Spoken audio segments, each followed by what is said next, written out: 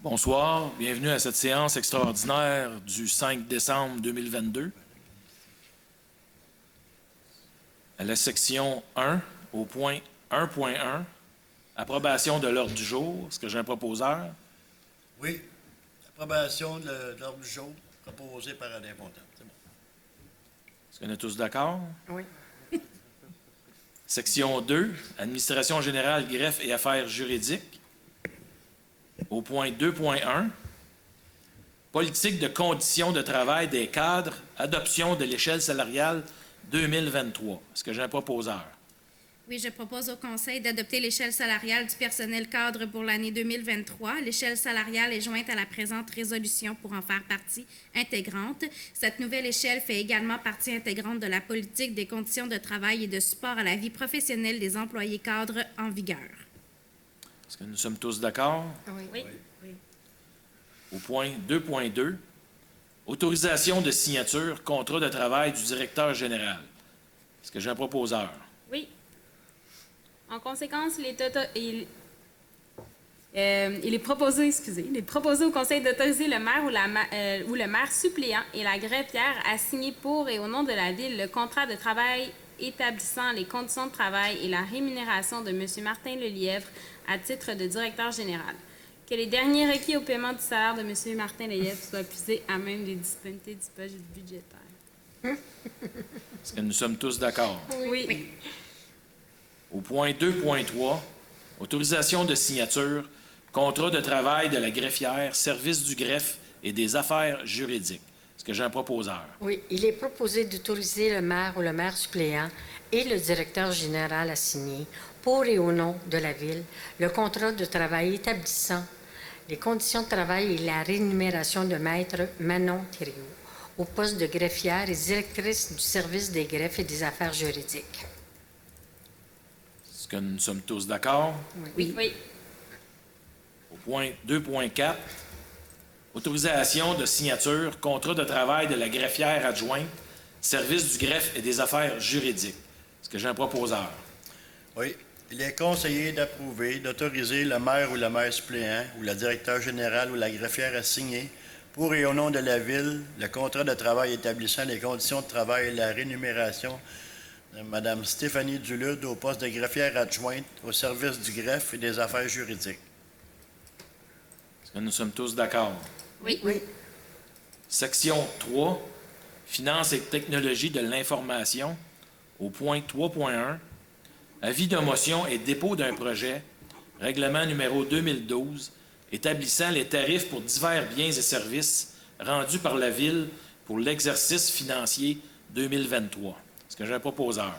Oui, je propose au Conseil qu'à une prochaine séance de ce Conseil, il sera présenté le règlement numéro 2012 établissant les tarifs pour les divers biens et services rendus par la Ville pour l'exercice financier 2023. Est-ce que nous sommes tous d'accord? Oui. Au point 3.2, avis de motion et dépôt d'un projet, règlement numéro 2013, décrétant les taxes et compensations pour l'année 2023. Est-ce que j'ai un proposeur? Oui. Il est proposé au Conseil qu'à une prochaine séance de ce Conseil, il sera présenté pour adoption le règlement numéro 2013 décrétant les taxes et compensations pour l'année 2023. Est-ce que nous sommes tous d'accord? Oui. Section 4, loisirs, culture et vie communautaire. Au point 4.1, soutien financier, service d'entraide de Saint-Philippe. Est-ce que j'ai un proposeur?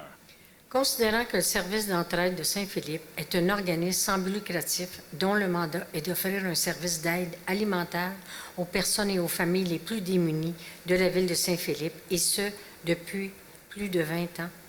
Considérant que dans le contexte économique et post-pandémique actuel, les besoins sont sans cesse grandissants et le service d'entraide de Saint-Philippe est plus que jamais sollicité. Considérant que la ville de Saint-Philippe a tenu son premier marché de Noël en novembre dernier et qu'à cette occasion, les frais de location d'espace par les marchands ont été amassés dans le but d'en faire don au service d'entraide de Saint-Philippe. Considérant que le conseil municipal juge opportun d'accorder un soutien financier au service d'entraide afin de lui permettre de poursuivre sa mission d'aide, En conséquence, je propose que le Conseil accorde une aide financière au montant de 770 $ au service d'entraide de Saint-Philippe, de remercier les bénévoles pour leur dévouement et leur effort soutenu dans la poursuite de la mission de l'organisme, qui est de fournir l'aide alimentaire nécessaire aux citoyens et citoyennes de la ville de Saint-Philippe dans le besoin. Est-ce que nous sommes tous d'accord? Oui. Section 5, services techniques, au point 5.1. Octroi de contrat, prolongement des réseaux d'égouts et d'aqueducs et stations de pompage sur les lots 3 et 7. L'appel d'offres public GEN-2022-05. Est-ce que j'ai un proposeur? Alors, considérant que la Ville de Saint-Philippe a procédé par appel d'offres public à la demande de soumission pour le prolongement des réseaux d'égouts et d'aqueducs vers la nouvelle usine d'épuration des eaux et la construction et modernisation de la station de pompage, lots 3 et 7, considérant que les soumissionnaires sont les suivants. Excavation Civile Pro Inc., 17 907 232 et 13 sous. MSA Infrastructure Inc., 18 121 172 et 38 sous. Entreprise GNP Inc., 19 487 450 et 78 sous. LA Hébert LT, 22 347 538 et 29. Ali Excavation Inc., 23 670 274 et 75. Action Projex Inc., 26 016 214 et 17. Je propose donc d'octroyer le contrat pour le prolongement des réseaux d'égouts et d'aqueducs et stations de pompage lots 3 et 7 au plus bas soumissionnaire conforme, soit Excavation Civile Pro Inc. au prix unitaire soumissionné, le tout aux conditions stipulées au document d'appel d'offres numéro GEN-2022-05 et à la soumission retenue. La valeur approximative de ce contrat est de 17 907 232 et 13 sous taxes incluses.